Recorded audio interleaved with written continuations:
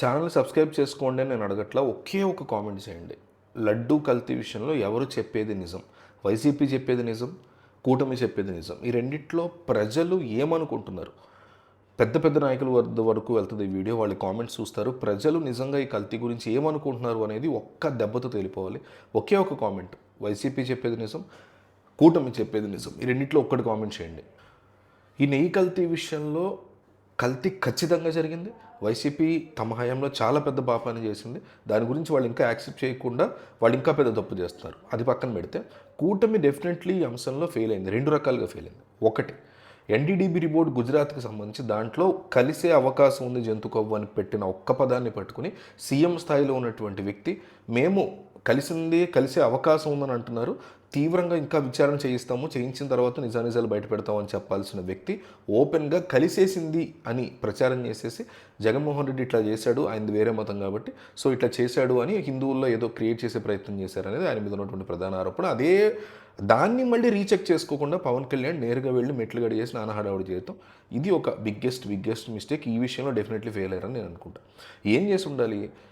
జంతుకో కలిసినటువంటి అవకాశం ఉందని ఒక రిపోర్ట్ వచ్చింది. దాని మీద ఇంకా తీవ్రమైన డీప్ రీసెర్చ్ చేసిన తర్వాత ఇంకా నిజానిజాలు ప్రజల ముందు పెడతాం. అప్పుడు నడి రోడ్డుకు లాగుతాం. ఎవడైతే చేసాడో ఇదంతా హిందువుల మనోభావాలు దెబ్బతినేలాగా అని ఛాలెంజ్ చేయాలి. దాంతోపాటు ఆల్రెడీ ఇప్పుడు ప్రూవ్ అయింది. అప్పుడు చేస్తుంటే ఇది బాగుండేది. ఏమని, ఇంకా దీంతో కాకుండా జంతు కొవ్వు కాకుండా ఏదైతే భక్తులు తిన్నారో ఆ నెయ్యిలో, లడ్డూలో వేసినటువంటి ఆ నెయ్యిని వీళ్ళకి సంబంధించినటువంటి ఏవో డైరీస్ తీసుకెళ్ళి అని చెప్తున్నారు. వాటిల్లో నిజంగా నెయ్యి ఉందా లేదా, సింథటిక్ నెయ్యి అనేది కూడా మేము ప్రూవ్ చేస్తామని ఛాలెంజ్ చేస్తుంటే బాగుండేది. అది కూడా చేయకపోవడం ఇప్పుడు ఫెయిల్యూర్ అయింది.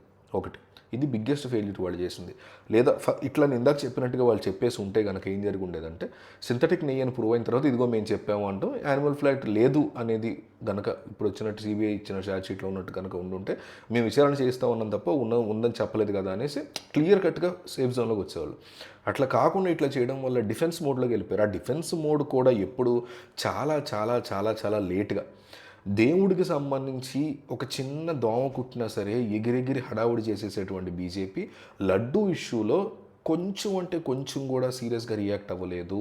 వాళ్ళ అనుకూల మీడియా ఢిల్లీలో హడావుడి చేసిన వాళ్ళ నాయకులు ఎక్కడా కూడా సైలెంట్గా తమ పని తాము చేసుకుని వెళ్ళిపోయారు తప్ప సీరియస్నెస్లోకి వ్యవహారాన్ని తీసుకెళ్లే ప్రయత్నం ఎక్కడా చేయలేదు. ఇది చాలా పెద్ద దెబ్బ అని చెప్పాలి కూటమికి. ఎందుకో మరి ఈ విషయం మీద అంతగా దృష్టి పట్టలేదు. ఈ వ్యవహారం బయటకు వచ్చిన తర్వాత ప్రాయశ్చిత్తంగా పవన్ కళ్యాణ్ మెట్లు కడగడాన్ని వైసీపీ అపహాస్యం చేసింది.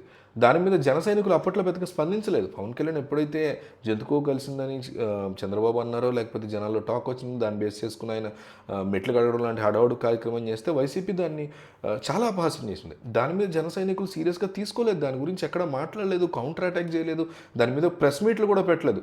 రీసెంట్గా కూడా ఆయన పార్టీ సమావేశంలో ఎమ్మెల్యేల మీద, ఎంపీల మీద ఒక కోపడినటువంటి పరిస్థితి.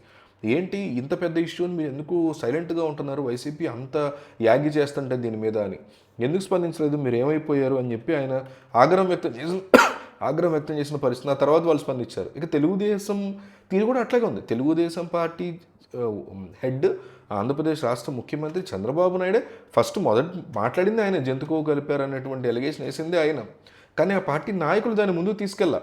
ఇంకో పక్క చూసుకుంటే వైఎస్ఆర్సీపీ నాయకులు కానీ, భూమాన కరుణాకర్ రెడ్డి లాంటి వాళ్ళు కానీ పూజలు, యాగాలు, యజ్ఞాలు ఇవన్నీ చేయకముందే అది కల్తీ నెయ్యని, రసాయనాల మిశ్రమం అని, జంతుకోవ కూడా కలిసిందని బలంగా దాన్ని జనంలోకి తీసుకెళ్లడంలో ఫెయిల్ అయ్యారు. జంతుకోవ సంగతి పక్కన పెడితే అసలు జంతుకోవ అనే కాన్సెప్ట్ తీసుకురావడం వల్ల అసలు తలనొప్పి వచ్చింది. ప్రజలకి పెట్టాల్సిన 68 లక్షల కిలోల నెయ్యిలో అసలు నెయ్యే లేదు, కంప్లీట్గా అది ఒక ఫేక్ కల్తీ నెయ్యి, దాన్ని లడ్డూలో పోసి జనాల నోట్లో పెట్టారు అనేది చెప్పేసి ఉంటే క్లియర్ కట్గా ఇష్యూ ఉండేది కాదు. అనవసరంగా జంతు కొవ్వు కలిసిన అవకాశం ఉంది అన్న రిపోర్ట్ని పట్టుకుని దాని మీద స్టడీ చేయకుండా వీళ్ళు చేసినటువంటి హడావుడి వల్ల ఇప్పుడు దెబ్బతినాల్సిన పరిస్థితి వచ్చింది. ఇప్పుడు అసలు ఈ కల్తీన వ్యవహారం వరకు స్టిక్ అయితే బాగుండేది. ఎందుకంటున్నానంటే విజయభాస్కర్ రెడ్డి అనేటువంటి వ్యక్తి ఇందులో అప్రూవర్గా మారి నేను కల్తీ నెయ్యి దందాలో కీలకంగా వ్యవహరించాను, లంచాలు కూడా తీసుకున్నాను, ఆ లంచంగా తీసుకున్న సొమ్ము కూడా వెనక్కి ఇచ్చేసాడు, తప్పు చేశాను, చంపలు కూడా వేసుకున్నాడు. సో సిఎఫ్టీఆర్ వాడు 2022లోనే కల్తీ జరుగుతున్న హెచ్చరించినా అప్పుడు జగన్మోహన్ రెడ్డి ప్రభుత్వం దాన్ని బేఖాతా చేసిన, దాన్ని పెద్దగా పట్టించుకోవాలి. అవి కూడా ఇప్పుడు బయటకు వచ్చాయి. ఇవన్నీ కూడా నిన్న మొన్నటి ప్రెస్ మీట్ల వరకు కూడా వీళ్ళు ఎక్స్పోజ్ చేయలేకపోతే ఏ రకంగా నిజాల్ని బయట పెట్టుకునేటువంటి అవకాశాన్ని వీళ్ళు పొందగలుగుతారు? Definitely it's a very big failure on the part of కూటమి.